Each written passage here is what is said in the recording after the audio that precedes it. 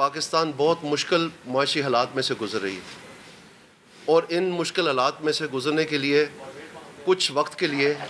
ہمیں صبر اور درگزر کرنا پڑے گا، کیونکہ یہ فیصلے ناگزیر ہیں۔ وزیر اعظم صاحب، ہماری جو اتحادی جماعتیں ہیں، ہماری کابینہ، تمام تر ہمارے جو فالوور ورکر ہیں، انتہائی سنجیدگی کے ساتھ اور انتہائی پشیمانی کے تحت یہ مشکل اور کٹن فیصلے ہمیں کرنے کو پڑ رہے ہیں۔ یہ فیصلہ بھی جو ہے ناگزیر ہے، ہماری مجبوری ہے، ہمارے لیے بہت مشکل ہے، لیکن اگر اس کی دوسری سائڈ دیکھی جائے کہ اگر ہم یہ نہ بڑھاتے، اور آپ نے دیکھا کہ پچھلے 1.5 مہینے میں جب پیٹرول پرائسز جب تک نہیں بڑھائی تو ڈالر کی حال کیا تھا، 202 203 روپے کراس کر چکا تھا،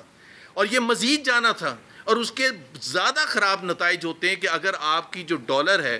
وہ اگر روپے کی قدر کم سے کم ہوتی چلی جائے تو اس کے جو ایفیکٹس ہیں شارٹ ٹرم میں بھی، میڈیم ٹرم میں بھی، اور سب سے زیادہ لانگ ٹرم میں ڈیوسٹیٹنگ ہوتے پاکستان کے لیے۔